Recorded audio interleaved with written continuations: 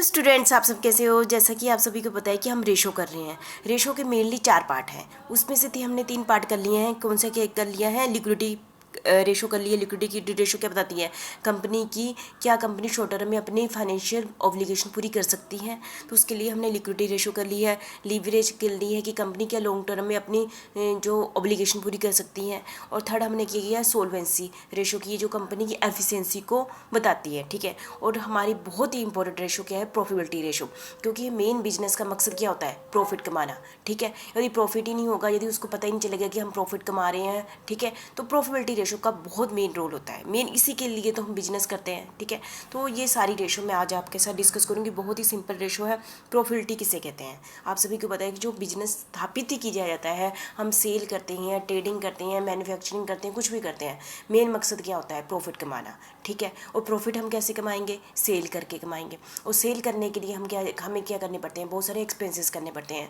बहुत सारे, जैसे कि ऑपरेटिंग एक्सपेंसेस करने पड़ते हैं और नॉन ऑपरेटिंग एक्सपेंसेस भी करने पड़ते हैं।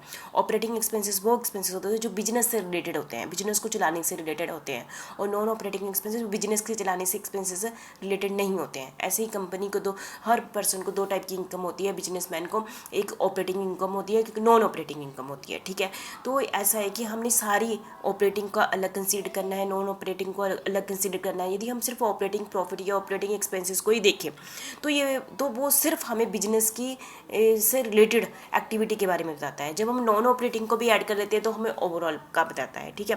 प्रॉफिटेबिलिटी रेशो हम 2 ढंग से कैलकुलेट करते हैं। हम हर एक चीज़ की, जो भी देखो सेल करनी है ना, तो सेल करने के लिए हमें बहुत सारे एक्सपेंसेस करने पड़ते हैं। पहले खुद भी पैसा लगाना पड़ता है ना, खुद भी पैसा लगाना पड़ता है, तभी तो हमें कुछ मिलेगा। जो भी पैसा हम लगाते हैं, चाहे हम परचेज से लगाते हैं, चाहे बिजनेस से लगाते हैं, चाहे हम कुछ भी लगाते हैं, तो उसका जो हम उसके बदले हमें क्या मिलती है, सेल मिलती है। तो उनके बीच में क्या रिलेशन है, हर एक जो रेशो है, ठीक है, उसका कितना कंट्रीब्यूशन है सेल में। ठीक है। तो ये पता लगाना, क्या ऐसा तो नहीं है कि जो दूसरी कंपनी का कंट्रीब्यूशन हम उसके कंपेयर में कम हो, जो हमारे जैसा ही काम करती है। तो इस टाइप से बिजनेस से रिलेटेड पॉलिसी बनाने के लिए बहुत ही ज़रूरी होता है प्रॉफिटेबिलिटी रेशो का। ठीक है। तो ये हम सारी डिस्कस करेंगे। ठीक है। क्या होती है, ऑब्जेक्ट क्या होता है, एनालिसिस ऑफ प्रॉफिटेबिलिटी हम क्यों करते हैं, प्रॉफिटेबिलिटी का एनालिसिस क्यों, कौन कौन इंटरेस्टेड होगा कंपनी की प्रॉफिटेबिलिटी रेशो के लिए। सबसे पहले तो ओनर ही होगा, क्योंकि प्रॉफिट का मेन पार्ट किसको मिलना है, ओनर को मिलना है। जितना ज़्यादा प्रॉफिट होगा उसको 2 ढंग से मिलेगा। यदि कंपनी है, या तो उसको डिविडेंड मिलेगा या उसके शेयर की वैल्यू बढ़ जाएगी मार्केट में। ठीक है। तो वो ओनर इंटरेस्टेड होता है, एम्प्लॉय भी इंटरेस्टेड होता है। ठीक है।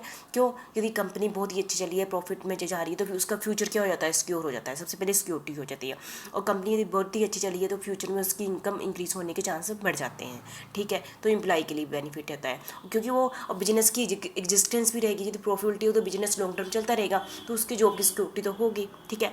और कंपनी के कस्टमर को उसको भी प्रॉफिटेबिलिटी से क्या होता है, ज़्यादा प्रॉफिट होगा तो उसके कॉस्ट पर यूनिट क्या हो जाएगी, बड़ी मशीनें लगा लेंगे, कॉस्ट पर यूनिट कम हो जाएगी, जिसके कस्टमर को भी बेनिफिट होगा।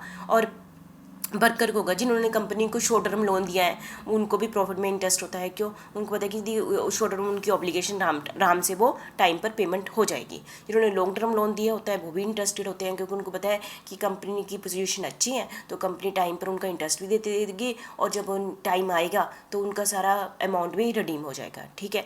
गवर्नमेंट भी इंटरेस्टेड होती है, क्योंकि टैक्सेशन से रिलेटेड पॉलिसी बनानी होती है उसको। तो इसलिए प्रॉफिटेबिलिटी रेशो सभी के लिए इंपॉर्टेंट होती है। मेन ऑब्जेक्ट क्या होता है, मेन ऑब्जेक्ट हर किसी का बिजनेस चलाने का। हम किसी को ऐसा थोड़ी कि हम आप सभी पढ़ लिख लेने के बाद पैसे कमाने हैं। कोई जॉब करता है, कोई बिजनेस करता है। ठीक है। तो मेन मकसद क्या होता है, प्रॉफिट कमाना। सारा काम एक ना बिंदु है, उसके चारों तरफ सारी चीज़ें घूमेंगी। ठीक है। तो पैसा कमाना। और हम प्रॉफिटेबिलिटी रेशो इसलिए नहीं थे कि बिजनेस में प्रॉफिट की, ऐसा नहीं कि हम एसेंशियल है, जरूरी है, वो तो है ही है, पर सर्वाइव टिकेगा। यदि प्रॉफिट कमाएगा तभी वो टिकेगा। यदि लगातार लॉस होते रहेगा तो एक दिन वो बिजनेस बंद हो जाएगा। सर्वाइव मतलब जैसे हमने अपनी लाइफ है, हमने जीने के लिए हमें क्या चाहिए, खाना चाहिए। ठीक है। तो ये ज़रूरी भी है, और सर्वाइव भी तभी कर पाएंगे हम। ठीक है। तो जैसे रोटी कपड़ा मकान इस टाइप से, तो एक बिजनेस के लिए भी बहुत जरूरी होती है। यदि उसने एग्जिस्टेंस में रहना है तो उसकी क्या होनी चाहिए, प्रॉफिट होना चाहिए। ठीक है। लॉर्ड केन्स ने इसकी थ्योरी दी है, profit is the engine that drives the business enterprise. Engine है ये, देखो एक गाड़ी का इंजन ही है ना, जो उस गाड़ी को चलाता है। इस टाइप से प्रॉफिट भी क्या है, एक इंजन है that drives the business enterprise. ठीक है। और दूसरा है ड्रकर पीएफ ने, sufficient profit must be earn by business units. जरूरी है कि वो सफिशिएंट प्रॉफिट कमाए। जैसे कि समझो हमारे पास पैसा है, हम बैंक में लगा रहे हैं, इंटरेस्ट तो वो भी देगा, हमें 4-5% दे देगा। ठीक है। बस सफिशिएंट कमाना, मैंने इतनी मेहनत की है, इतना पैसा लगाया है, उसमें रिस्क भी लिया है, तो मुझे सफिशिएंट प्रॉफिट चाहिए, ठीक है। And sustain the operation of the business, और जो मैं ऑपरेशन कर रही हूँ, सस्टेन द, जो बिजनेस में लगातार जो ऑपरेशन करते जा रहे हैं वो भी, उनको भी सस्टेन रखना ना। एम्प्लॉय रखा है तो लगा उसको भी रखना है, ऐसा नहीं कल उसको निकाल देना है, ठीक है। To be able to obtain fund from investor for expansion, ताकि मैंने इतना प्रॉफिट कमाना है, ताकि मैं इन्वेस्टर, यदि मैं कंपनी हूँ, इन्वेस्टर से पैसा खींचना है, कैसे खींचूंगी, यदि मैं प्रॉफिट कमाती हूँ और ग्रोथ के लिए मुझे पैसा चाहिए, प्रॉफिट चाहिए। And to contribute towards the social overheads for welfare of society, और मुझे पैसा इसलिए भी प्रॉफिट कमाना है ताकि मैं सोसाइटी के लिए, वेलफेयर के लिए काम करूँ। तो ऐसा नहीं है कि एक बता दूँ, यदि हमारी एरिया में कोई भी इंडस्ट्री लगती है, ठीक है, हम सोचते हैं कि वर्कर जा रहे हैं, हम काम कर रहे हैं, हमें प्रॉफिट मिल रहा है, नहीं, एक और भी बेनिफिट है। देखो पहले लोग क्या क्या करते थे, दूर जाते थे जॉब करने, ठीक है, तो उनको बचता क्या था, वहाँ रहने का, है ना। यदि हमारे एरिया में कोई इंडस्ट्री लग जाती है तो उसका हमें कितना बेनिफिट होता है, हमारे लोकल लग गई, ठीक है।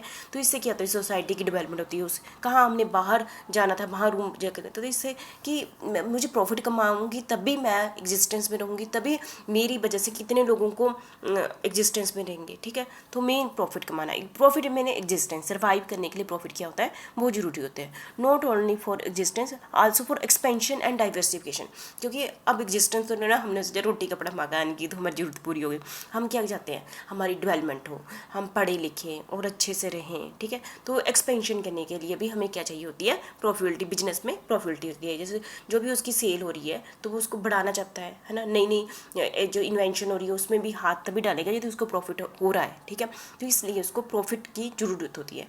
रिक्वायर्ड प्रॉफिटिबिलिटी इस टाइप की रेशो की उसको रिक्वायरमेंट होती है।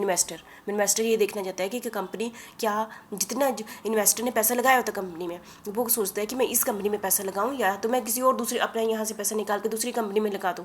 वो इसलिए वो इंटरेस्टेड होता है कि देखना चाहिए कि वो इतना रिटर्न कमा रही है जितनी मेरी एक्सपेक्टेशन के अकॉर्डिंग कि नहीं कमा रही है, तो इसलिए वो इस रेशो में इंटरेस्टेड होते हैं। वर्कर्स, उनको पता है कि यदि अच्छी सी प्रॉफिटिबिलिटी होगी तो कल फ्यूचर में उनको हायर ज़्यादा वेजेस मिलेंगे, उनकी सेफ्टी है, सिक्योरिटी है, तो काफ़ी सारी रीजन है। क्रेडिटर, उनको सिक्योरिटी मिल जाती है, पता है अच्छा बिजनेस चला हुआ है तो मेरा पैसा डूबेगा नहीं, है ना। क्रेडिटर को वैसे लगता है, गवर्नमेंट को टैक्स पेइंग कैपेसिटी है, इसकी टैक्स पेइंग कैपेसिटी है, इसलिए प्रॉफिटिबिलिटी रेशो बहुत जरूरी होती है इन सभी के लिए भी। और बिजनेस की क्या रिक्वायरमेंट है, बिजनेस को प्रॉफिट क्यों चाहिए, बिजनेस को प्रॉफिट चाहिए फॉर डिस्चार्ज इट्स ऑब्लिगेशन, अपनी सारी जो भी जिम्मेदारियां जैसे कह लो उसको पूरा करने के लिए प्रॉफिट चाहिए, ठीक है।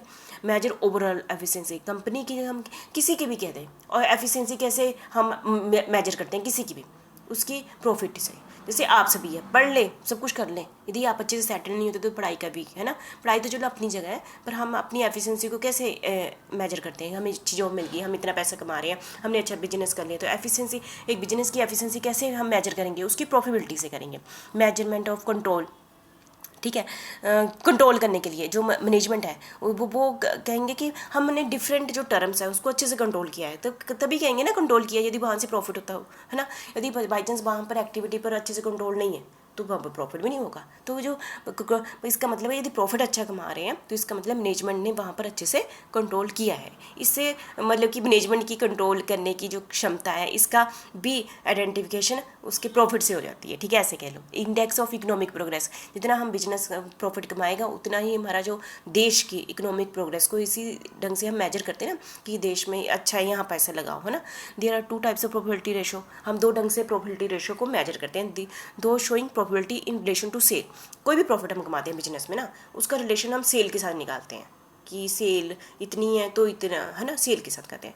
दो showing profitability in relation to investment, हम सोचते हैं बिजनेस में हमने इतना पैसा लगाया हुआ है ना, चाहे पैसा इन्वेस्ट किया हो तो हमें उसके बदले में कितना रिटर्न मिलता है, ठीक है। तो दोनों ही रेशो बड़ी इंपॉर्टेंट है। Together the ratio indicates the firm efficiency of operation, क्या फर्म अपनी एफिशिएंटली अपना काम कर रही है, इसलिए ये दोनों रेशो बड़ी इंपॉर्टेंट है। दोनों को अलग अलग हैंडिंग के, कुछ हम सेल से रिलेटेड करेंगे, कुछ हम इन्वेस्टमेंट से रिलेटेड करेंगे, ठीक है।